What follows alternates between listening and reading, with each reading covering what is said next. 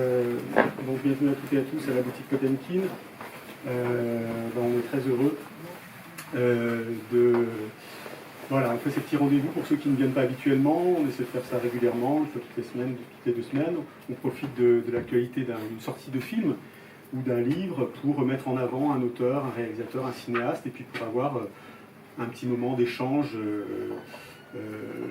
autour du film en question, du livre en question, mais aussi de son lien avec la boutique, donc avec la cinéphilie et tout ça. Donc, on est très heureux d'avoir ce soir Jonas Trueba ici présent à la boutique, parce que tu viens aussi anonymement en tant que client, cinéphile aussi, donc on s'est déjà croisés.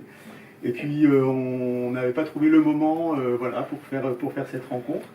Et là, les éditions de l'Œil, encore une fois, merci Gaël, merci Félix, ont eu la bonne idée voilà, en collaboration avec le Centre Pompidou, de sortir ce joli ouvrage, Jonas Trueba, le cinéma, c'est vivre 3 fois plus. Déjà, 4 comme ça,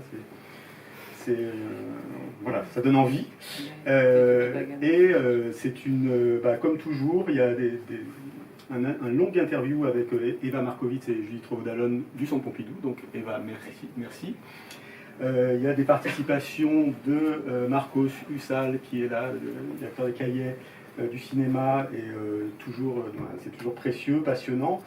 Et c'est ce que j'aime moi beaucoup dans ces ouvrages-là, c'est-à-dire que c'est des regards croisés.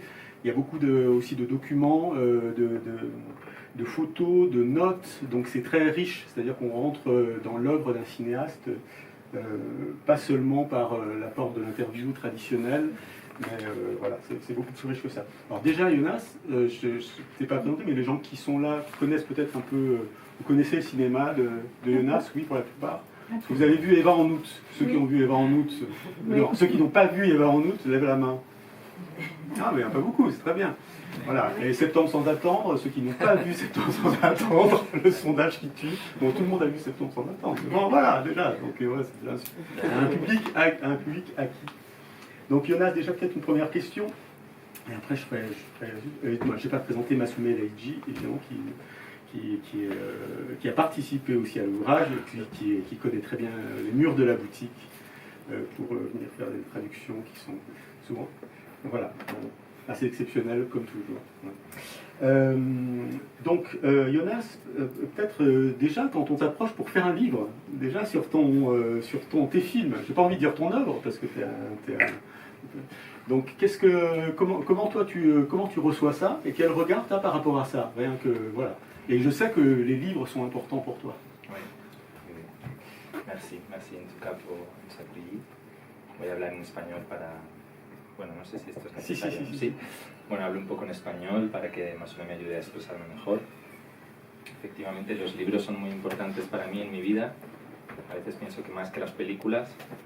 Y entonces cuando Eva y Judith me propusieron hacer esta retrospectiva y me contaron que habría un libro, que habría una publicación también, me hizo especial ilusión, por un lado. También sé que quizás al final es lo que queda, ¿no? El libro es un objeto físico, que es lo que finalmente queda. Y al mismo tiempo, y lo hablé con ellas, y también luego después con Gael, creo, para mí era importante que no pareciera un libro pretencioso. Me daba un poco miedo esta cosa de un libro sobre tu obra, sus películas. Y al final cuando lo he visto me da un poco de susto porque es muy gordo. Pero bueno, pero creo que es un libro que creo que no es pretencioso, que creo que habla del trabajo y que habla de una manera con mucha coherencia por parte de Eva y de Judith, todo el trabajo que han hecho, el texto precioso que ha escrito Marcos, lo encuentro muy emocionante, me impresiona un poco, pero bueno, creo que también está medido, bueno, que ha visto las películas y que no es algo, digamos, rimbombante, sino que intenta hacer a las películas hablar incluso más allá de lo que yo mismo soy capaz de entender, ¿no? De ellas. En effet, les livres ont un rôle essentiel dans ma vie, peut-être même plus que les films. Pour autant, lorsque Eva et Judith m'ont approché pour cette rétrospective, l'idée même de la rétrospective, et puis qu'ils m'ont dit que la publication aussi suivrait, je me suis dit oui, une publication c'est finalement ce qui reste, le livre est un objet physique qui reste, et ça en soi c'est quelque chose qui me séduisait, mais j'avais aussi la crainte immédiatement que ce soit quelque chose d'un peu trop prétentieux. J'avais la crainte que le livre en dise plus que ce que moi je dis à travers mes films, et puis surtout une fois qu'il a existé, donc j'ai fait part de cette réserve aussi bien à Eva et Judith que à Gaël, l'éditeur, et quand il est paru, son épaisseur m'a un peu fait peur aussi. Je me suis dit, mon Dieu, est-ce que finalement on n'est pas, est-ce que ce n'est pas trop, est-ce que ce n'est pas un peu exagéré, mais il me semble que non, qu'il y a quelque chose, il y a une cohérence, il y a une mesure qui est à l'échelle et est fidèle à l'esprit du travail, et que finalement ça s'inscrit dans la façon dont les films se font. Donc aussi bien l'attention très particulière qu'ont eu au film Eva et Judith, mais aussi ce texte très beau que Marcos a écrit, font qu'il y a quelque chose de la réalité, de la vie, de cette démarche, des films que nous faisons, mais il y a aussi une perception, une approche qui dépasse même la compréhension que moi-même je peux avoir de mes films. Me acuerdo de que mi padre siempre, recuerdo que decía que un problema que tenía el cine español es que los directores españoles, en cuanto hacían una película o dos, ya les hacían un libro. Y que eso era muy, muy malo, y él siempre se ha resistido a que le hagan un libro, mi padre.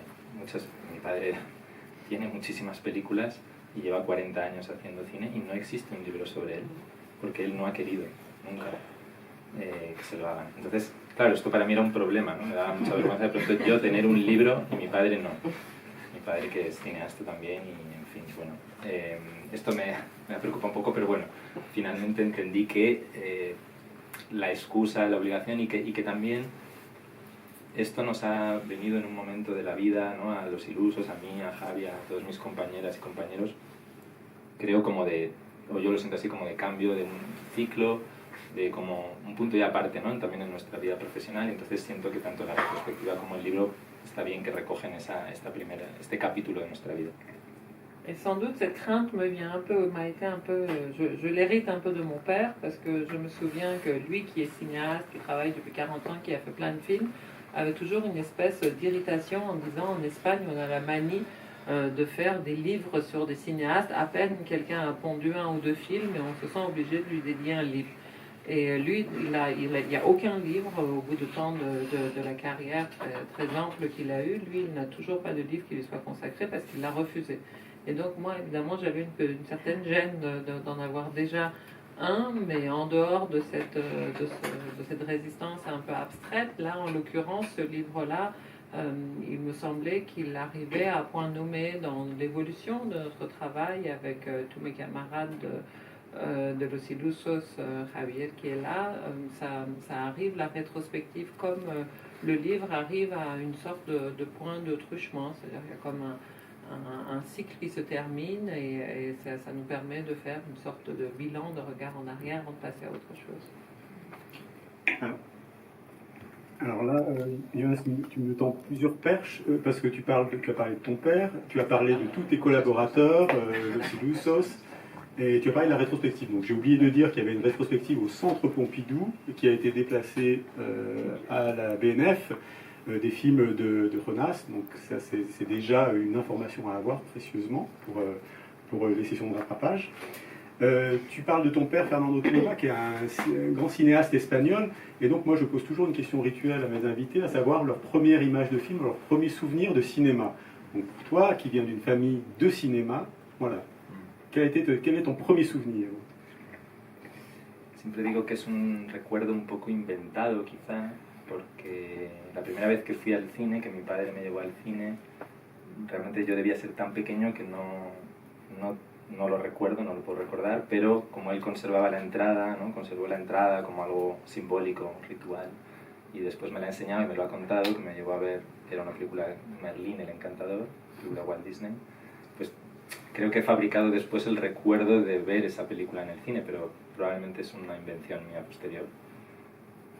Je dis toujours que ce souvenir, je ne sais pas si c'est un vrai souvenir ou alors est-ce que c'est un souvenir qu'on se fabrique a posteriori parce qu'on nous l'a raconté. En l'occurrence, mon père, la toute première fois qu'il m'a emmené au cinéma, j'étais tout petit, donc je doute que je m'en souvienne vraiment. Mais comme pour lui, c'était tout un rituel et comme un fétiche, il a conservé le ticket, le billet d'entrée de Merlin l'Enchanteur, le film de Walt Disney qu'il m'a emmené voir et qu'il m'en a parlé à foison. Du coup, j'ai l'impression de me souvenir de cette première projection, de cette découverte. Et pour la rencontre, je t'ai fait choisir des films, une liste de films, et puis l'idée étant aussi de savoir quel a été tes premiers contacts avec certains cinéastes, autres que ton père, ta cinéphilie, comment tout ça s'est constitué, parce qu'on sent quand on voit tes films, que tes films parlent de beaucoup d'autres films aussi. Il y a ça qui est très fort, et je ne le dirai pas de tous les cinéastes, mais dans ton cinéma, on sent beaucoup de figures comme ça, qui planent, qui sont inspirantes, qui te donnent, qui sont le moteur et le désir de faire du cinéma pour toi. Sí, no sé si en el libro hablábamos de esto, ¿no? Con Eva y Judith, pero siempre me acuerdo que, por ejemplo, cuando he dado talleres de cine con alumnos más jóvenes, con cineastas más jóvenes, yo tenía un ritual. El primer día del taller les proponía hacer una lista de películas que habían marcado su vida en 3 niveles, ¿no? Y era, les decía que pusieran 1 o 3 películas que les hubieran marcado en la infancia, otras que les hubieran marcado en la adolescencia y otras que les hubieran marcado, digamos, en la juventud, incluso en la edad ya adulta en la que estaban, ¿no? Como que intentaran colocar, ¿no? Como eso así, ¿no? Entonces yo a veces era muy interesante porque todos escribían y luego ponían en la pizarra cada uno las suyas, y entonces hacíamos una especie de ADN. Yo decía, este es el ADN de esta clase, ¿no? O el árbol genealógico cinéfilo de esta clase, ¿no? Y era muy interesante ver cada año, ¿no? Cómo se repetían los cineastas, las películas, y también cómo iban cambiando, evolucionando cineastas que eran muy importantes. En apenas 3 años desaparecían de la pizarra. Oui, ça, je ne sais pas si on en a parlé avec Judith et Eva dans l'entretien qu'on a fait pour le livre, mais c'est quelque chose que je faisais beaucoup avec les ateliers, quand je faisais des ateliers de cinéma avec des jeunes gens, des apprentis cinéastes. Je leur demandais toujours le premier jour, comme une espèce de rituel de passage obligé, que chacun me note ses films préférés, donc 1 ou 2 ou 3 de chaque rubrique, mais surtout à 3 étapes de leur vie. Leurs films préférés quand ils étaient enfants, des films qui sont très importants, qui sont fondateurs pour eux, enfants, à l'adolescence et puis à l'âge adulte, jeune, auquel ils étaient. Et donc chacun notait ses films et ensuite venait sur le tableau, et donc on avait comme ça une espèce de carte de toute la classe, de tout ce groupe avec ces étapes de leur vie. Et je disais toujours que ça constituait l'ADN ou alors l'arbre généalogique cinéphile de ce groupe-là. Et c'était très intéressant de voir l'évolution, de voir que il y avait des goûts qui se croisaient, des cinéastes que l'on rencontrait, des films que l'on retrouvait, mais qu'il y avait une évolution d'année en année, qu'en l'espace de 3 ans, il y a des cinéastes qui pouvaient complètement disparaître de ces ADN. Pero sin embargo, en mi ADN, pues siempre están ahí como ciertas películas, ¿no? Igual que he dicho de esta Merlín, que se llama Infancia, pero quizás una que he puesto ahí que tenéis ahí en la entrada, ¿no? Que es el libro de la selva.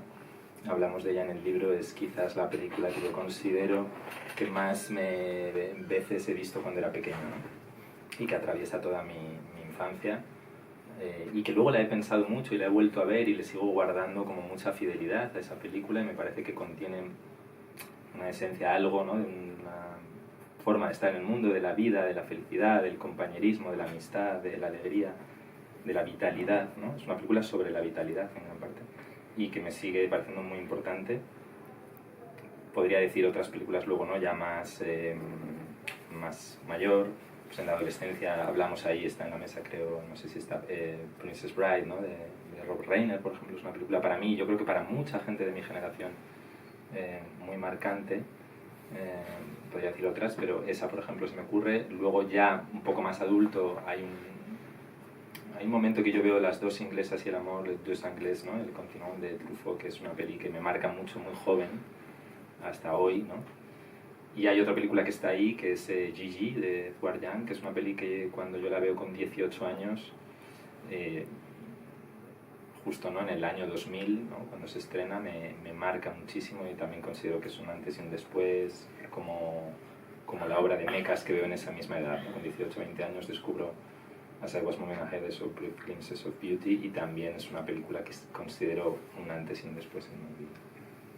Et donc moi-même j'ai comme ça cette carte ADN, cette espèce de jalon dans mon existence, des films qui m'ont marqué. Donc dans l'enfance, j'ai cité Merlin qui est le premier que j'ai vu, mais il y a aussi Le Livre de la Jungle qui est un film que je voyais très régulièrement quand j'étais petite, que j'ai continué de voir, d'aller de nouveau puiser dans ce film-là, ce qu'il continue de symboliser, de porter pour moi, qui est vraiment une façon d'être au monde, une joie, une camaraderie, un rapport à la vie, une vitalité. Pour moi, au fond, c'est un film qui traite de la vitalité et c'est quelque chose qui est resté comme ça pour moi, un fil qui m'a accompagné toute la vie à travers ce film-là.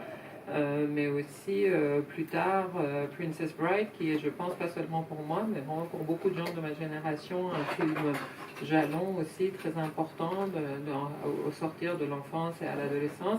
Et plus tard, Les Deux Anglais et le continent de Truffaut, je pense que ça a été une découverte fondamentale. Et puis à l'âge de vraiment de 18 ans, à sa sortie en 2000, Yi d'Edward Young est un film qui pour moi a constitué, il y a vraiment un avant et un après. La découverte de ce film-là, le lien que j'ai pu créer avec lui a été quelque chose de tout à fait fondateur, tout comme l'ont été les premiers films de Mekas que j'ai vus comme ça entre l'âge de 18 et 20 ans. Et là aussi, il y a un avant et un après Mekas pour moi. Marcos ou Eva, si vous avez une question à poser, vous avez dû poser plein de questions à Jonas, mais voilà, je vous laisse y réfléchir et je pose mes questions. Non, alors c'est intéressant, toujours pour rester dans les films, et puis pour rebondir sur Septembre sans attendre, qui est une comédie pas une comédie romane, une comédie de séparation, et c'est assez drôle, moi ça m'avait marqué, où tu t'es inspiré, ou tu as convoqué ce philosophe Stanley Cavell, qui a écrit un livre sur les comédies de remariage, je ne sais pas si vous avez, et qui prend une dizaine de comédies, parmi les meilleures comédies de remariage, dont Indiscrétion de Cukor, Adam Shreve, où il y a tout ce cinéma qui est quand même un peu l'âge d'or de la comédie américaine.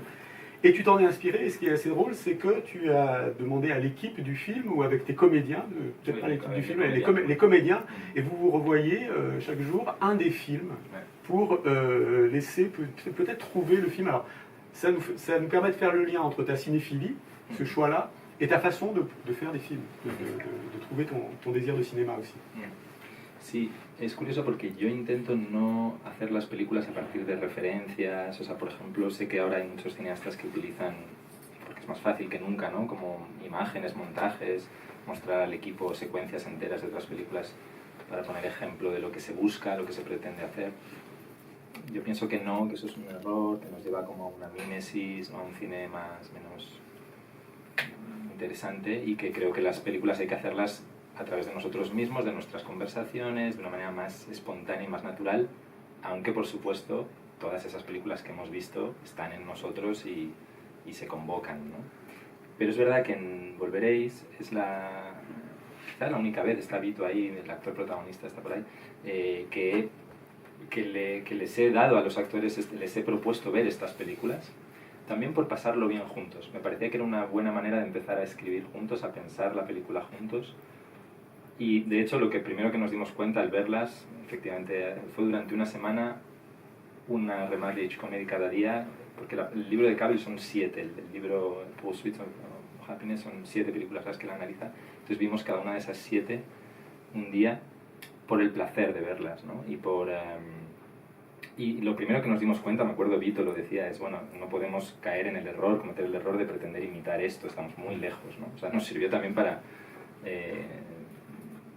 recordar nuestra pequeñez y nuestra insignificancia y decir, bueno, a ver, cuidado, ¿no?, con esta referencia, ¿no? La gracia sería es cómo esto lo traemos a nuestro entorno, a nuestra escala, ¿no?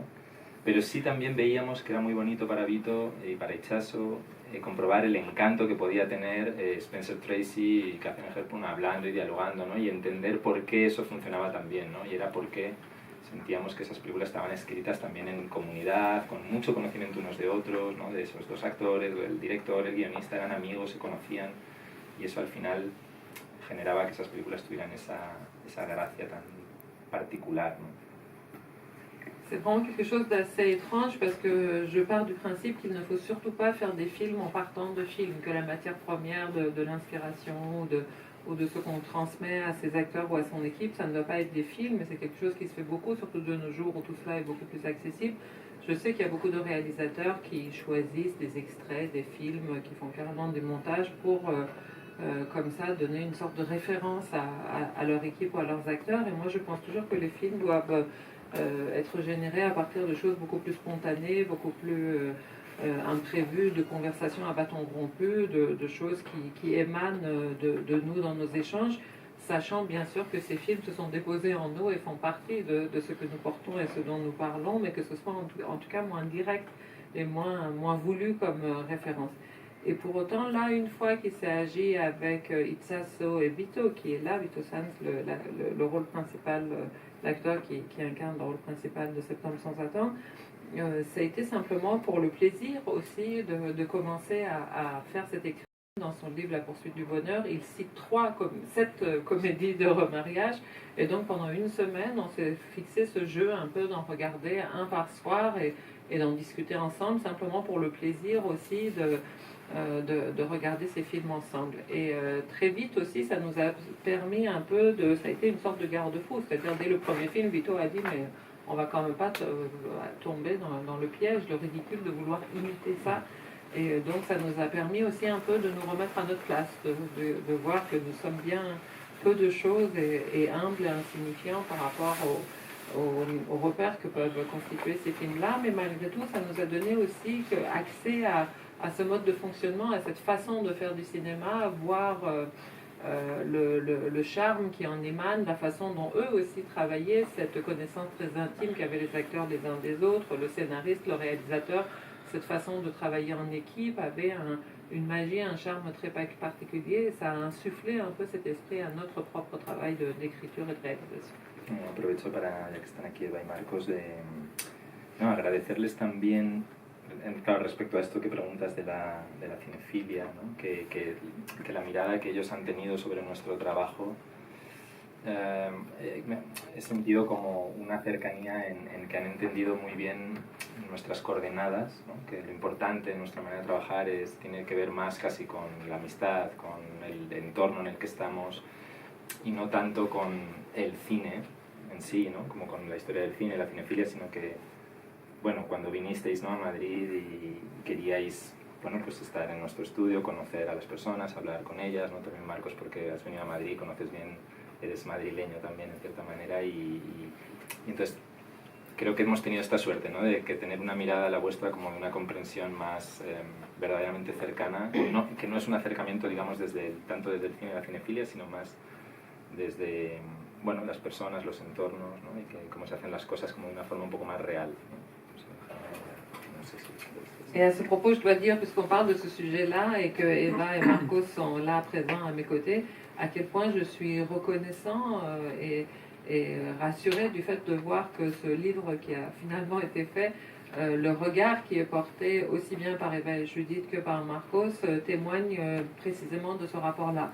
Que ce n'est pas un cinéma partant de la cinéphilie, qu'on ne part pas de ce rapport un peu sacré au cinéma, mais que c'est vraiment dans la vie, dans les échanges, dans la communauté, la façon dont nous vivons ensemble, que ces films-là émergent et commencent à exister, et que ce soit lorsqu'Eva et Judith sont venues à notre rencontre pour voir les lieux, les personnes, le réel du contexte dans lequel on faisait ce film-là, que Marcos, qui lui-même en quelque sorte est madrilène et connaît bien ce terrain où nos films naissent, je suis très heureux que le film aussi et le regard qu'ils ont tous bien voulu porter témoignent de l'importance de la vie et du réel dans le cinéma que nous faisons ensemble. Ça, c'est lié aussi à un aspect de ton œuvre très, très important, c'est que les films font partie de ta vie. C'est pas au même titre que les livres, mais aussi que l'amitié, que ton rapport à Madrid Et donc c'est totalement inclus, oui, dans la vie, ton rapport au cinéma. Donc c'est pas une cinéphilie fétichiste, c'est pas une cinéphilie de maniériste. Et donc c'est pour ça que la façon dont on pourrait citer des références, des choses auxquelles peuvent nous faire penser tes films ponctuellement, c'est totalement digéré par ta propre vie. Et par ailleurs, je crois aussi qu'il y a quelque chose qui revient aussi bien dans l'entretien que dans le texte que j'ai fait, que ce qui est passionnant dans ton expérience avec Los Ilusos, c'est que la fabrication des films est intimement liée à ta vie, à votre vie, et à ce que racontent les films. Et voilà, donc l'économie des films et leur esthétique.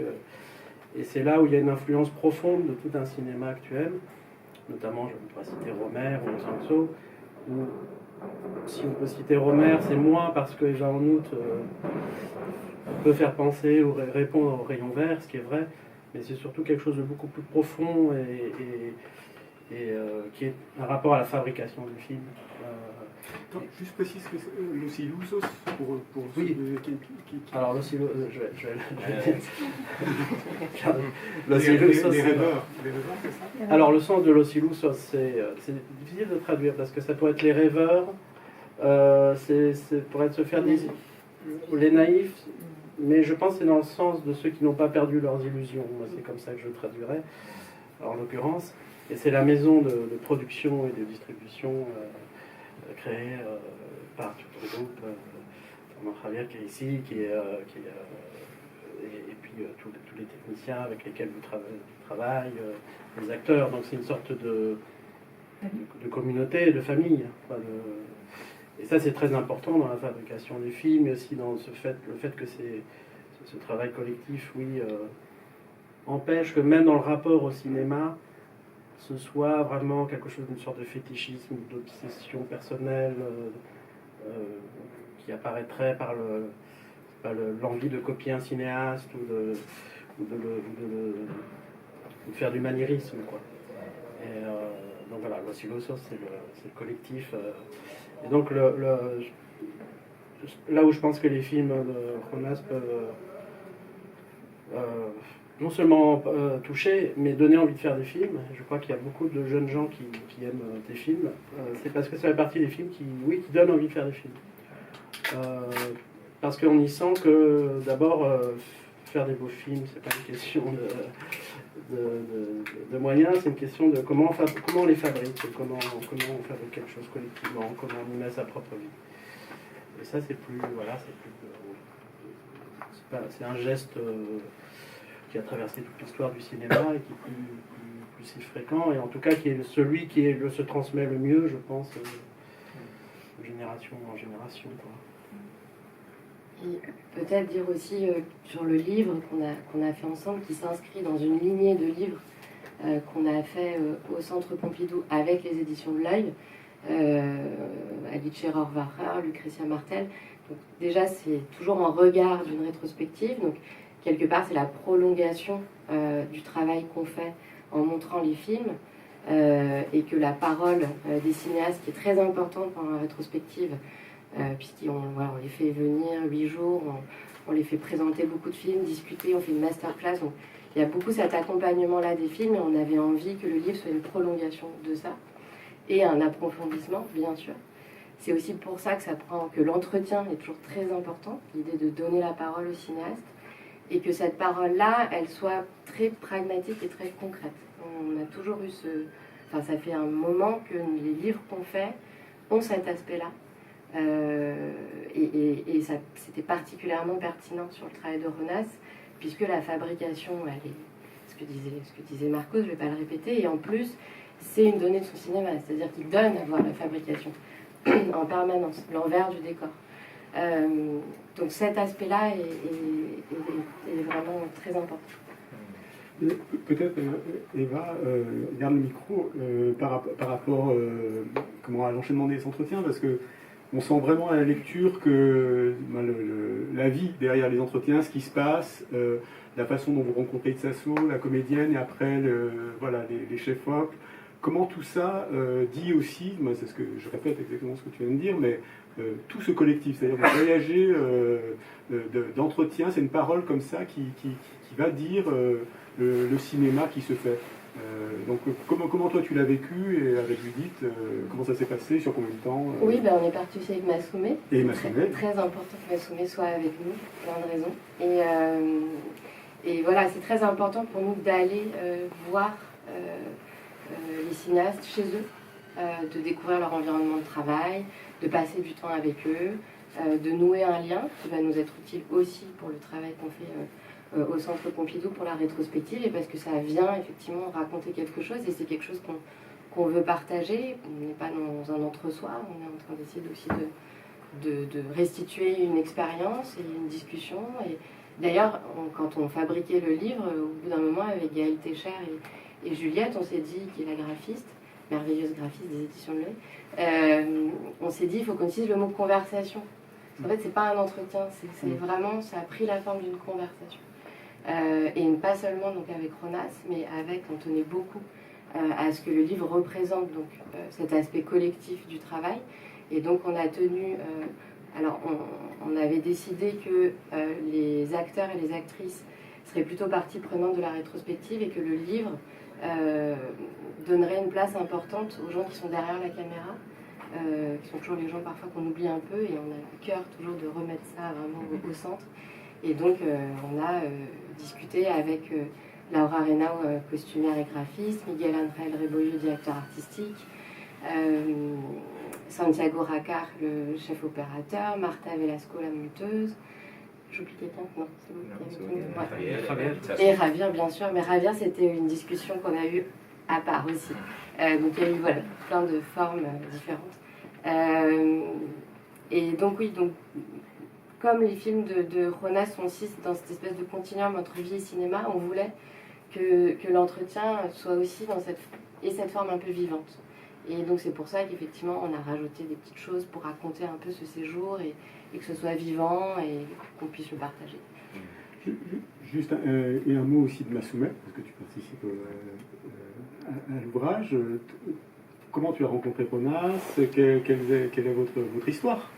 Quelle est votre histoire de vie? J'ai rencontré Ronas grâce à une dame qui se cache derrière le carton là-bas, Bénédicte Arizona Film, qui est le distributeur qui a sorti Eva en août, le premier film de Ronas qui est sorti en France, et qui m'a appelé un jour en plein Covid, il me semble, on était entre deux confinements, en me disant est-ce que tu pourrais traduire Ronas sur Eva. De Ronas, je connaissais déjà son papa, l'oncle dans la famille, j'avais eu le papa, le tonton, et je n'avais pas encore eu l'occasion de rencontrer Ronas, que je ne connaissais que de seconde main, de ce qu'on m'en disait, et je n'avais pas encore vu son film, et nous ne nous sommes plus quittés.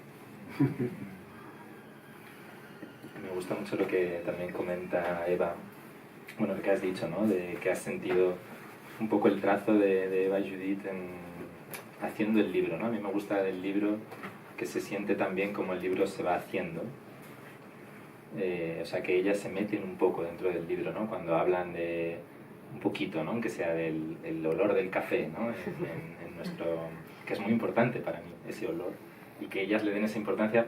Puede parecer una tontería, pero me parece que tiene que ver con que cuando hacemos las cosas, cuando vemos una película, cuando leemos un libro, dejar unas pequeñas marcas ahí que ayudan a sentir que quién está ahí, quién lo ha hecho, ¿no? O quién lo está haciendo. Para mí eso le da una capa a la obra que establece una complicidad con el espectador, ¿no? Ça me touche beaucoup la façon dont Eva raconte aussi et la façon dont les coutures sont visibles en fait dans le livre et dans la conversation telle qu'elle s'est menée. C'est qu'elles disent aussi comment les choses se sont faites, et laisser ces choses-là comme des traces des instants, du moment qu'on a vécu ensemble. L'odeur du café, ça n'a l'air de rien. Pour moi, l'odeur du café, c'est absolument fondamental, mais aussi de l'évoquer, qu'une œuvre, quelle qu'elle soit, que ce soit un film ou un livre, dise quelque chose, laisse une trace de qui l'a fait, à quel moment, dans quelles circonstances, donne un niveau ou une vie supplémentaire, une dimension de vie supplémentaire à l'œuvre qui me paraît essentielle pour pouvoir aussi partager quelque chose avec celui qui reçoit. Sí, para mí también era importante que ellas dos, y me asumé esos 3, 4 días, no me acuerdo, que estuvisteis en Madrid, que la experiencia fuera buena, no solo la entrevista, ¿no? como el trabajo de hacer el libro, sino el hecho de poder caminar juntos, ¿no? Ir a la feria del libro, pasear, ir a cenar por la noche. Bueno, creo que es muy importante esto. Cuando hacemos una película también, para mí, eso es casi lo más importante. Ese tiempo durante el proceso con los actores, con los técnicos, con la gente que va a hacer la película, esos paseos, esas conversaciones, ese tiempo juntos, es lo que le da sentido a todo y lo que luego hace que eso se sienta verdadero. Y tiene que ver con lo que ha dicho Marcos, ¿no? También Judith, de esta cuestión del cine que nosotros hacemos. Al final, efectivamente, Romer, ¿no? Como tú bien has dicho, Marcos, para mí no es tan importante. Obviamente me encanta todo su cine, pero lo más importante para mí de él es también que me daba ganas de hacer cine. Sus películas, más allá de lo buenas o mejores o peores que me parezcan, es que me dan ganas también de hacer cine y siento que están hechas en una escala de producción posibilista que yo puedo comprender y que puedo tratar de, que me resulta inspiradora y que puedo tratar de adaptar a mis propias circunstancias, ¿no? Y eso que dices, ¿no? De que dé ganas de hacer cine, que me ha pasado a veces con gente joven que dice que nuestras películas le han dado ganas de hacer cine, es lo mejor que me pueden decir, ¿no? No que les haya gustado más o menos, ¿no? Sino que abran puertas, ¿no? Que no sean películas cerradas, que las miras y solo las puedes admirar, sino que las miras y te dan ganas de hacer o de vivir, ¿no? Et en fait, quand ces quelques jours où vous êtes venu à Madrid pour faire cet entretien, pour faire ce livre, ce qui m'importait aussi beaucoup, c'est que ce soit quelques beaux jours que l'on passerait ensemble, toute cette expérience, de passer du temps ensemble à Madrid, d'aller se promener dans la ville, d'aller dîner ensemble, d'aller à la foire du livre, au Retiro, tous ces moments vécus ensemble, c'est finalement ce qui reste et ce qui transparaît aussi dans le travail que l'on fait ensemble. C'est exactement la même chose au cinéma. Je pense que ce qui reste au-delà des films, c'est le temps qu'on a pensé à passer ensemble et la réalité de la vie vécue ensemble en soi et puis dans ce que ça reste dans ce qui est capté au moment de la réalisation du film. Et c'est pour moi la dimension la plus importante du cinéma, qu'elle mène à la vie et que la vie transparaisse à travers lui. Et en cela, quand Marcos, tu cites Romer, c'est vrai que les films de Romer, quels qu'ils soient, tous ceux que j'ai vus, et quelle que soit la façon dont on peut apprécier les uns ou les autres ou les évaluer, ils m'ont toujours donné cette impression-là, ils m'ont toujours donné envie de faire du cinéma. Ça a été le cinéma qui me semblait possible, ce que j'appelle le cinéma possibiliste, c'est-à-dire le cinéma qui fait feu de tout bois et que l'on sent applicable à sa propre échelle, à ses propres circonstances, à sa propre situation. Et c'est immédiatement, Romer m'a donné cette impression-là, que moi aussi je pouvais transposer un peu sa démarche dans le monde qui était le mien, et que de mes films aussi, d'autres puissent me dire ça, des jeunes gens puissent venir me dire qu'ils aient aimé le film ou pas, peu importe, mais que le film leur a donné envie de faire du cinéma ou leur a donné envie de vivre, c'est finalement ce qu'on peut me dire de mieux des films. Bon, encore une fois, il y a beaucoup de choses dans ce que tu dis. Moi, ça me plaît ce que tu me dis sur Romer, c'est connu, une sorte d'adéquation comme ça entre ses moyens de production. Ces films coûtaient, ils ne perdaient jamais d'argent, coûtaient très peu cher, et en même temps, quand on voit ces films, on voit bien qu'il y a entre les moyens de production et ce que dit son cinéma, tout ça est totalement adéquat. Et c'est vrai qu'on sent ça aussi, on voit le film en train de se faire et on voit que la question des moyens de production est essentielle dans ta façon après tout ce qu'on a dit par rapport à ce collectif et à ta façon de faire tes films. Alors j'avais noté dans le livre, j'aimais beaucoup ton chef-op qui disait quand Jonas m'appelle, il dit viens te promener avec moi et partager ses idées. Alors là je sais que il y a quand même quelque chose qui se met en route et je sais que je vais prendre des notes et qu'il y a un film qui est en train de se faire et il ne redoute pas ce moment, mais il sait très bien que voilà, c'est là où c'est un moment important, donc ça rejoint ce que tu disais. Et il y a une citation aussi que j'aime beaucoup de Peter Hutton qui dit souvent que souvent les carnets de notes et les ébauches lui paraissent plus intéressantes que les œuvres elles-mêmes. Alors je n'ai pas d'affirmation par rapport à ça, mais ce que je peux dire, c'est que les notes qui sont présentes dans ton livre sont passionnantes. C'est-à-dire que c'est vraiment de la pensée, de la création en mouvement, et je trouve que ça donne beaucoup d'énergie et de foi même à tout un chacun. C'est-à-dire c'est une mine, quoi, parce qu'on te suit dans ton quotidien, on te suit dans ta création, on a les films en tête, donc on voit ce qu'aurait pu être le film, ce qu'il a été et tout ça, donc peut-être parle-nous de ça, puis après j'aurai une question pour Marcos aussi. Gracias. Sí, bueno, es bonito, claro, a mí me sorprendió mucho muchos pasajes que Eva y Judith decidieron dejar de nuestra conversación, porque efectivamente hablamos mucho tiempo, muchas horas, ¿no? Yo pensé, y tengo la sensación de que lo dejaron casi todo, ¿no? Y incluso pasajes para mí muy emocionantes donde de pronto es una digresión enorme, donde me pongo a hablar de un amigo mío que murió en Zaragoza, no sé qué, y pero han dejado eso en el libro, y para mí eso es una demostración de algo que dices, qué bien que eso quepa en el libro también, ¿no? Que esto ellas consideren que forma parte de mi experiencia con la vida y por tanto con el cine, ¿no? Estos rastros de personas concretas, porque efectivamente es así, ¿no? Y sí, el libro creo que tiene muchas cosas en eso que puede sorprender al que lo lea, ¿no? Para un libro de cine, y también esas notas que al final hemos incluido, que yo les propuse y ellas estuvieron de acuerdo, y intentamos eso, como hacer una selección de notas que también muestran no solo hablar de las películas o de cosas técnicas, sino que también incluyen anotaciones sobre la vida cotidiana, ¿no? Y que están mezcladas precisamente con una idea de una película que va y viene, incluso que se hablará de una película que luego se abandona y se queda ahí, de un pasaje, de una conversación que tengo con Javi, de algo que... Todo eso para mí es una manera de intentar mostrar, ofrecer, la manera que tenemos de hacer las películas, ¿no? Y también pienso en esos cineastas que a mí me han inspirado. Has dicho Peter Hutton, efectivamente, es otro cineasta que cuando lo descubrí me marcó mucho, esa mirada que tenía sobre pequeño de la vida, ¿no? Lo que muchas veces no está en las películas. Y otros cineastas que también me han inspirado mucho su forma de... Hablábamos el otro día, Marcos y yo, de cómo Truffaut, qué generoso era, qué claro, compartiendo, hablando de cine, ¿no? Y de sus pasiones, y también por eso te daba ganas de hacer cine, ¿no? O sea, son cineastas que te dan ganas de hacer cine cuando ves sus películas, cuando ves a Mekas, le lees sus textos sobre otros cineastas o ves sus películas, es que te pone en contacto con la vida, te da un subidón, ¿no? Te da ganas de vivir y te da ganas de hacer cine.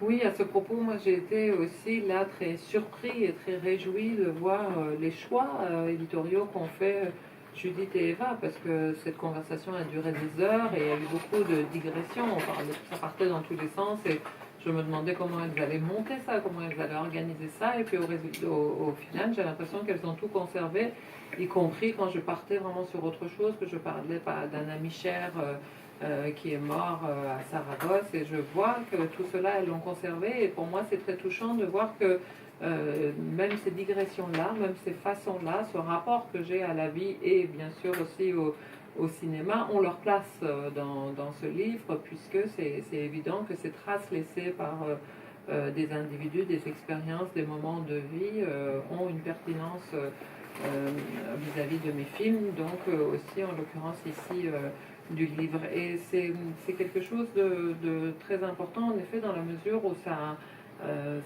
dénote de la relation au film et au cinéaste, la façon dont moi-même j'ai pu, ces notes dont tu parles, en effet, dans ces notes il y a ce rapport à la création, ce rapport aux films qui se sont faits ou qui ne se sont pas faits, mais aussi des moments de la vie quotidienne, une conversation que j'ai avec Javi, un état d'âme, des choses de la vie de tous les jours qui montrent bien comment ça s'articule, en fait, la matière des films et la vie au jour le jour dans son aspect le plus anodin aussi. Et c'est quelque chose que j'ai fortement ressenti aussi en découvrant des cinéastes, mais aussi la façon dont des cinéastes parlent et écrivent. Et tu évoques Peter Hutton, en effet, ça a été pour moi une découverte très importante, cette attention portée aux plus petits éléments, aux détails. C'est quelque chose qui, là aussi, a été pour moi fondamental comme découverte. Et puis sa façon de parler de sa vie, de parler des films, ou même chose, on a eu cette conversation avec Marcos à propos de Truffaut, cette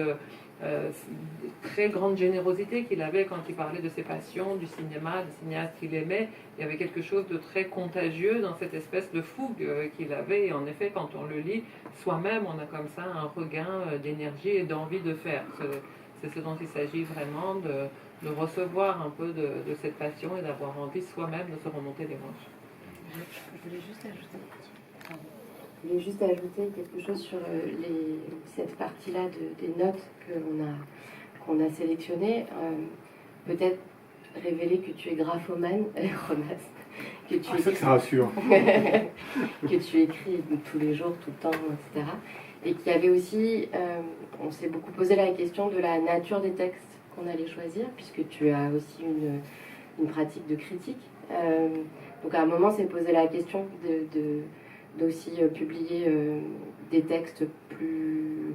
Voilà, qui parlaient effectivement de je sais pas, Jonas Mekas, de cinéastes qui ont compté pour toi.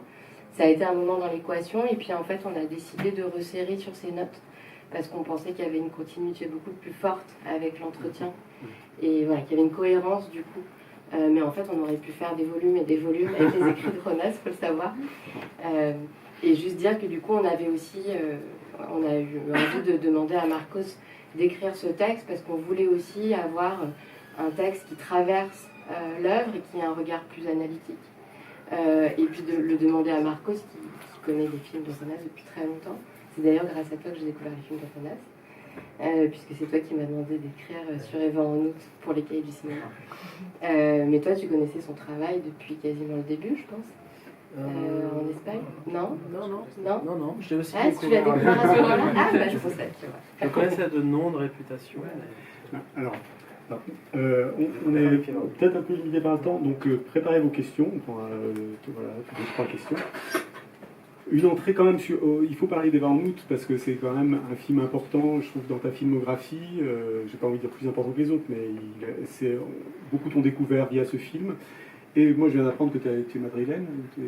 Voilà, c'est ça. Enfin, je suis né à Madrid. Tu étais né à Madrid. Je suis moitié espagnol, moitié français. Voilà, mais donc c'est une porte d'entrée intéressante pour Eva en août, quand même, qui parle d'une comédienne, mais qui parle de Madrid aussi. Et comment tu as reçu ce film et comment tu as perçu Madrid à travers ces images-là. Voilà, c'est une sorte de porte d'entrée voilà, et évidente et un peu personnelle aussi. Alors c'est vrai que j'ai un rapport très personnel à Madrid, parce que c'est la ville où je suis né, mais je vis en France depuis que j'ai 4 ans, mais je suis toujours allé à Madrid quasiment tous les ans. Et j'adore Madrid, enfin c'est la ville que je préfère au monde, au point je crois que j'ai peur d'y habiter un jour pour ne pas... parce que c'est quasiment, j'ai une vision quasi paradisiaque de Madrid. Et donc je pense qu'effectivement dans le rapport que j'ai au film Ronas, et en particulier Eva en août, qui est peut-être celui qui lui filme le plus Madrid comme un personnage à part entière, effectivement il y a quelque chose qui me touche beaucoup dans la manière de filmer cette ville, qui a été quand même filmée par d'autres cinéastes, mais on la voit pas si souvent au cinéma. Et voilà, oui, c'est Madrid, c'est ses rues, c'est un rapport aussi, comme je dis dans le texte, assez particulier à Madrid, qui n'est pas du tout folklorique ou touristique. D'ailleurs, Madrid n'est pas une ville... c'est pas une ville qui s'offre de manière aussi évidente que des villes musées, disons. Et donc il y a quelque chose de l'atmosphère de Madrid, de son mélange de... Il y a une douceur à Madrid, je pense. C'est plus douce que Paris, et sa lumière très particulière qui a inspiré beaucoup de peintres. Et je pense que tout ça nourrit le cinéma de Ronas. Donc c'est un rapport très, très profond à cette ville. Voilà, filmé en été dans les vents en août, mais aussi plus en hiver dans la Reconquista, et puis pas simplement le centre-ville, aussi la Casa del Campo, enfin des lieux très très familiers aux madrilènes et qui ne sont pas forcément les lieux touristiques. Voilà, donc c'est une chose que je trouve très belle quand un cinéaste a un rapport intime comme ça à une ville. Et il y en a eu plusieurs dans l'histoire du cinéma. Et peut-être d'ailleurs qu'il manquerait...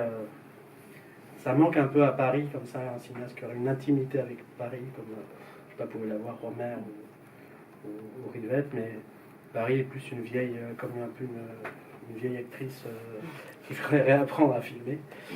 Donc peut-être Madrid est aussi, je sais pas, moins usé par le cinéma, d'une certaine manière. Mais c'est un peu curieux parce que j'ai l'impression qu'on parle de cette ville au féminin et Eva en Août est pour moi un grand film sur le féminin à travers là où les comédiennes. Peut-être Renas, parle-nous de ça et de Madrid et de ce film qui parle beaucoup et je trouve qu'ils sont rares dans les films qui en parlent avec autant de finesse et de déclinaison, quoi. Sí, yo fíjate que esa película yo tenía hace tiempo antes tenía la idea de filmar una película en verano en Madrid, en ese momento preciso de la primera quincena de agosto, donde suceden las fiestas populares, y lo que sucede justo después, que es una especie de éxodo enorme, ¿no?, de la ciudad y un vacío, ¿no? Y la ciudad se transforma y es muy especial. Y yo quería hacer una película de eso. Claro, hacía tiempo tenía la intuición, pero es cuando me doy cuenta que quiero contarlo a través de una mujer y que va a ser con Itxaso, donde rápidamente ahí todo cobró sentido y fue muy rápido como montamos la película, como la escribimos y como la hicimos. Y curiosamente, sí, había algo en el género femenino, la ciudad, que incluso me permitía hacer una broma que para mí está en el libro porque está en las notas, que yo cito un verso del himno de la ciudad, que está compuesto por Agustín García Calvo, que es un personaje increíble, filósofo, poeta, personaje inclasificable, y que increíblemente le encargaron hacer el himno oficial de la ciudad, el primer alcalde socialista que tuvo. Y en ese himno loco, que escribió muy libre y muy divertido, tiene una frase que es: cada cual quiere ser cada uno. Esa frase, y él se está refiriendo a la ciudad, a la comunidad autónoma, en un país donde se estaba creando ¿no?, las comunidades autónomas. Madrid fue la última en ser creada, como si necesitara su propia identidad, ¿no? Pero él se estaba riendo de eso, de esa especie de nacionalismo, ¿no?, un poco obligatorio. Y a mí esa frase me hace mucha gracia, bueno, un poco complicado, pero bueno, eso no, y que claro, entonces el femenino, esa idea de cada cual quiere ser cada una, para mí trabajaba esta cuestión del género femenino de pronto, ¿no?, de la emancipación de la mujer, ¿no?, de cómo ese personaje, esa frase me servía para explicarme y explicar con Itxaso toda la película.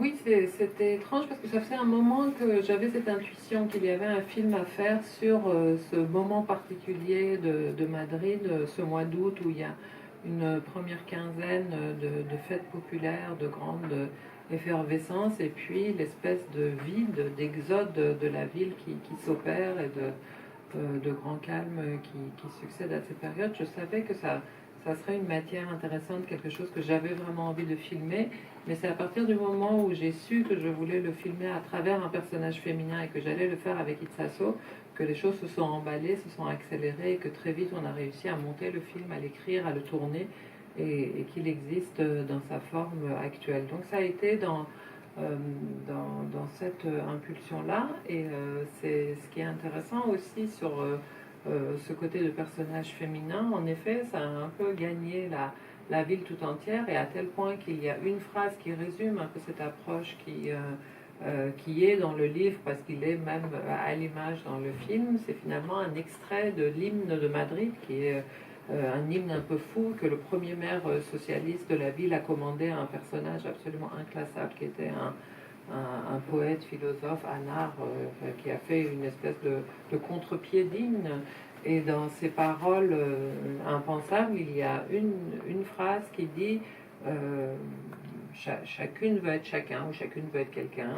Et en fait, lui se référait à Madrid, parce que c'était au moment où toutes les communautés autonomes s'étaient créées en Espagne, où chaque autonomie a une identité très forte, avec vraiment des réclamations, une affirmation de son identité, et que Madrid était la dernière communauté à ne pas en avoir. Il y avait une espèce d'identité par défaut, et que donc Madrid aussi, il fallait bien qu'elle se définisse et qu'elle soit aussi qu'elle ait une identité propre. Et donc moi j'ai joué de ce qui chez lui était une ironie, pour aussi l'appliquer un peu au personnage, et réfléchir à cette question de l'identité féminine qui circule entre le personnage et la ville.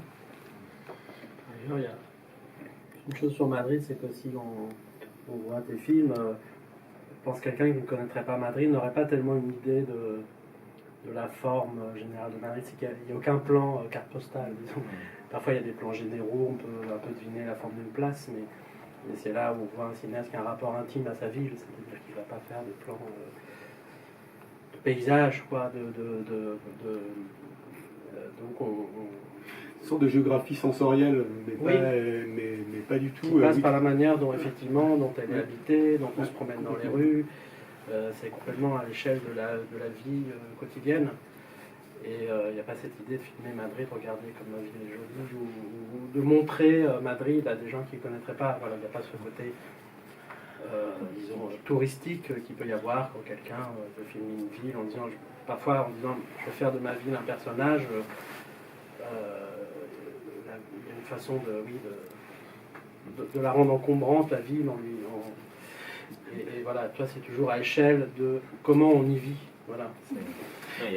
Mais c'est marrant parce que je pense à Romer qui lui respectait scrupuleusement les angles de rue. Et c'est intéressant parce que tu parles aussi, sans bombarder trop de références, mais aussi de Stache, qui tenait à filmer dans les lieux précisément où s'étaient passées les choses et tout ça. Et c'est des cinéastes, même si tu ne fais pas exactement la même chose, c'est des cinéastes qui t'ont fortement inspiré ou qui voilà. Excuse-moi. No, sí, pero es verdad lo que dice Marcos también de que no hemos... es que aunque hubiéramos querido, creo que no hubiéramos podido. Madrid no es una ciudad, esto lo hablé con Masume la última vez que ha estado en Madrid también, ¿no? Que no es una ciudad que se preste mucho a la postal en general. O sea, si abres el plano, casi siempre lo que vas a encontrar no lo quieres, ¿no? Tienes que... O sea, que hay algo de nuevo de posibilismo ahí, ¿no? De que tienes que cerrar, porque al final la esencia de la ciudad es como la vivencia de la ciudad, ¿no? Esto es lo que hablábamos, que no es una ciudad que entra por la imagen. Esto es una paradoja un poco para un cineasta, ¿no? No es una ciudad que retrata demasiado bien, yo creo, la imagen. Es una ciudad porque no es especialmente bonita. La gente que le gusta Madrid es porque viene a vivir a ella y al cabo de un tiempo siente algo que le va atrapando y que le gusta, ¿no? Finalmente, es decir, es una ciudad que te gana poco a poco y por la vivencia, ¿no? Entonces, claro, a la hora de hacer películas que retraten bien esa ciudad, es un poco lo mismo, ¿no? Tienes que encontrar la manera de transmitir la vivencia, algo más esencial, más profundo, y no tanto la imagen, ¿no? Esto lo hablamos. Oui, c'est vrai ce que disait aussi Marcos, c'est aussi une ville particulière, Madrid. Je pense que même si j'avais voulu en donner comme ça une espèce d'image d'Épinal, d'image carte postale, j'aurais pas pu, c'était pas mon intention, mais c'est pas très simple en fait de cadrer Madrid, de donner à voir son esthétique ou une image identifiable. C'est une ville qui s'approche par l'expérience. Ce n'est pas tellement une ville de cinéma, c'est pas une ville très cinégénique parce qu'on ne peut pas y entrer par l'image. Et tous les gens qui prennent goût à Madrid, qui tombent amoureux de Madrid aussi, le font par ce billet un peu plus long, ça se mérite un peu plus, c'est-à-dire que vous n'associez pas forcément Madrid à certaines images, mais plutôt au temps que l'on y passe, au fait que l'on y vit des expériences, que l'on ressent quelque chose. La ville se révèle à vous au bout d'un certain temps, et donc si tant est qu'on veuille faire un film sur la ville, il s'agit aussi d'essayer de faire sentir cette expérience-là, ce lien qui se crée avec la ville, avec un peu de temps et d'expérience écrite. Allez, des questions. Oui. Bonsoir. J'avais une question par rapport au côté plus technique. Est-ce qu'il y a un domaine que vous appréciez le plus, dans le sens par exemple le costume ou la photographie ou la décoration, enfin auquel vous portez plus d'importance? Et j'ai cru entendre que vous avez un directeur artistique et du coup un peu dans le même sens, quelle place il occupe dans vos films?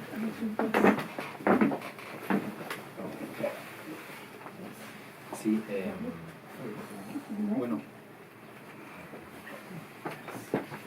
On va finir dans 5 minutes. Con el director artístico, ¿no? Antes lo citaba. No tengo una querencia especial por, quizás por ninguna parte. Me gusta mucho todo lo que es hacer una película, lo que implica la relación humana con todos los, verdaderamente, con mi figurinista, con mi director de arte, con Javi, con todos, con los actores, por supuesto, con la cámara, con lo técnico, pero sí que, por ejemplo, esos paseos por la ciudad que antes citaba él, que hago con mi director de arte, son muy fundadores, acaban siendo muy, muy esenciales en el devenir de lo que acaba siendo la película. Esos caminos, Miguel Ángel lo explica en el libro, ¿no? Que a veces que suelen ser 12 largas caminatas por cada película, que suelen durar todo el día, a veces son muy largas, muy agotadoras, hacemos muchas fotos y hablamos mucho y la película va poniéndose en cuestión, la vamos encontrando, pensando, volvemos a casa, compartimos esas fotos que me hace Miguel Ángel. Miguel Ángel a veces piensa la película mucho más allá de lo que yo la quiero pensar, ¿no? Entonces, pues eso ese momento es de los favoritos míos porque ahí todas las posibilidades están abiertas a partir de lo que te encuentras en la ciudad, ¿no? En esas caminatas. Je dois vraiment dire que je n'ai pas d'aspect préféré. J'aime beaucoup, surtout sur le plan humain, cette collaboration, cet échange, quelque chose qui se tisse avec chacun de mes collaborateurs, les costumes, les décors, tous les aspects, tous les techniciens, l'image.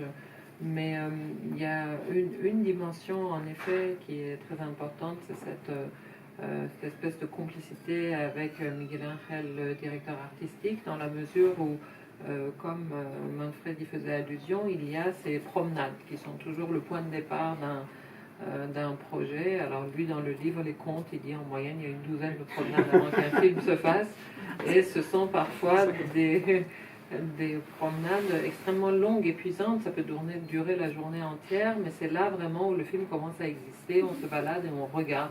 Là aussi, en fonction du possible, le champ du possible est alors ouvert, et en fonction de ce que l'on trouve, de ce que l'on rencontre, on commence à voir quel corps peut prendre le film, de quoi il peut être fait. Et en général, Miguel Ángel voit beaucoup plus loin que moi. Lui, il a déjà une longueur d'avance sur moi, mais c'est un grand bonheur pour moi ensuite de rentrer à la maison, de s'envoyer des images que l'on a prises de ces promenades, et comme ça, petit à petit, voir le film se cristalliser. Non, c'est parce que je me suis aperçu, il y a une chose dont on n'a jamais parlé. Et c'est un sujet de tes films qui n'est pas évident, auquel personne ne pense jamais, je crois, et dont j'ai pas pu parler dans le texte. Ça rentrait pas dedans. Et ça me frappe à chaque fois que je les revois. Et même hier, que j'ai revu là avec Conquista pour la énième fois. C'est qu'on mange beaucoup dans tes films. Et tu es un cinéaste qui filme beaucoup les gens en train de manger, y compris parlant parfois la bouche pleine, ou mangeant, ayant une conversation tout en bête comme ça, mais il n'y a pas tant de cinéastes. Aung San Suu.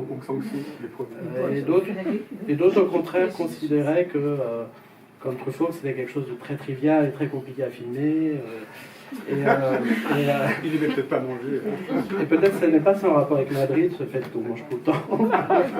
mais je ne sais pas si tu es conscient, si on faisait un montage de tous les moments où dans tes films on mange, on pourrait faire un long métrage.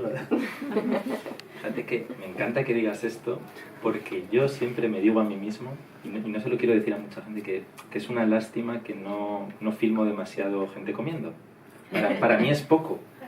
O sea, yo quiero filmar a más gente comiendo, porque me gusta mucho filmar gente comiendo y en cada película me quedo un poco frustrado de tendría que haber puesto más comida y que comieran más, y a veces con algún actor, Vito lo sabe, hasta me enfada un poco, como come más, le digo que coma, no me acuerdo con Vito, tenéis que venir a verla, nos enfadamos mucho porque le puse un cordero ahí, y además era bueno, ¿no? Estuvimos pensando mucho que estuviera caliente, que estuviera bueno, y Vito, come, no pares de comer, tal, ¿no? Y para mí, ver gente comiendo es muy bonito en el cine. Y es verdad que se ve poco porque es medio incómodo de hacer, es incómodo para los actores. ¿Cómo se mezcla con los diálogos? El diálogo, el raccord, en fin, ahí como entran ahí, entonces pues la gente se lo ahorra. Yo creo que también hay mucha gente en el cine hoy que ya no le interesa la comida, lo cual es muy triste. Hay gente ya en el que hace cine hoy que ya solo le interesa, no sé, el deporte y beber agua y estar en forma, y que se ha perdido un poco eso. Hay un cineasta, probablemente el gran guionista español de la historia del cine español, que es Rafael Azcona. Tenía una frase increíble que decía: una película en la que no se ve gente comiendo es una mierda. Y yo esa frase la llevo casi tatuada, o sea, la tenía que tener. Entonces, pero por eso digo que me encanta que tú percibas que se come mucho, porque mi sensación es que soy tímido con eso, o que al final, por no enmarronar a los actores, por no ponerles en problema, pero yo metería más comida, ¿no? Me gusta que tú lo hayas sentido. Alors là, tu peux pas me faire plus plaisir, mais figure-toi que moi, je trouve que j'en mets pas assez. Pour moi, c'est toujours une frustration, en fait, à la fin, quand je termine mes films, je dis, mais pourquoi j'ai pas mis assez de scènes de bouffe? Moi, j'adore ça, de filmer des gens en train de manger. Pour moi, il n'y a pas plus intéressant que ça, et je trouve toujours que j'en ai pas assez. Donc, pour toi, c'est beaucoup, pour moi, c'est peu, mais je vais pas me gêner pour en mettre encore plus. Je sais que ça peut être... je peux être un peu aussi enquiquinant pour mes acteurs. Vito, on lui a offert un magnifique plat d'agneau, on a tout fait pour que ce soit chaud, et il mangeait pas, et je l'engueulais en disant vas-y, mange, pour que je puisse te filmer en train de manger. Et pour moi, c'est absolument quelque chose d'essentiel. Alors bon, maintenant, j'imagine qu'il y a beaucoup de gens dans le cinéma qui n'aiment pas manger, les pauvres, et qui préfèrent faire du sport et boire de l'eau, mais moi, je trouve très intéressant, je trouve que c'est magnifique de voir les gens manger au cinéma, et malgré toutes les difficultés que ça peut entraîner pour les acteurs, de parler la bouche pleine, de jouer, et puis les histoires de continuité, etc. Malgré tout, c'est quand même un beau moment de la vie à capter. Et Rafael Azcona, qui est un grand scénariste espagnol, a dit qu'un film dans lequel il n'y a pas au moins une scène où l'on mange est une merde. Et moi, je peux me faire tatouer cette phrase, mais en tout cas, je tâcherai dorénavant d'en mettre encore plus dans mes films. Non, je voulais juste rajouter qu'une des premières choses que tu nous as racontées dans l'entretien, c'est le saumon que ta mère a cuisiné pour les acteurs de Los Ilusos. Et je me souviens que tu nous avais raconté cette histoire, que un des plans du film, en fait, vous étiez attablés avant entre amis, et puis tu as dit on laisse comme ça et on tourne là. Et donc voilà, c'était juste pour en rajouter une louche. Et puis une des particularités, c'est que c'est souvent, c'est pas être assis autour d'une table et faire un repas, c'est souvent peut-être une manière dont on mange plus, peut-être comme ça à Madrid, manger dans la rue, dans les fêtes, dans les ornoutes, toute une conversation, on les voit à plusieurs reprises manger dans la Reconquista, c'est les châtaignes dans la rue, puis après la pizza. Donc c'est aussi une manière de manger tout en parlant et tout en marchant. Et donc c'est aussi une nourriture qui est, voilà, c'est pas juste les repas. C'est pour ça que ça m'avait frappé. Et en même temps, c'est pas quelque chose auquel on pense quand on pense à ton cinéma, justement parce que ça gêne pas, ça inscrit dans les gestes quotidiens. On va être obligé de s'arrêter là parce que le temps est un peu limité. On va avoir une demi-heure pour la dédicace et puis pour vous poser vos questions. Donc voilà, un grand merci à toi, Jonas. On t'applaudit.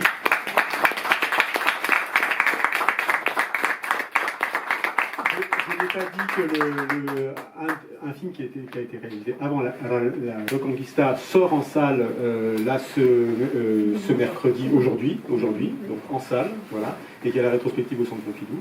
Donc un grand merci à Eva Markovits, qu'on peut applaudir. Un grand merci à Marco Spica, l'Italie du cinéma. Un très grand merci à Massoumé Laïdi pour la traduction.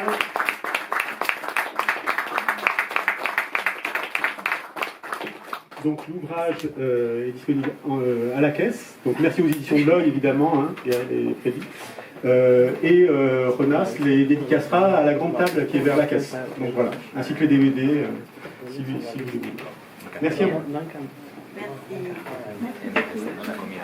Merci.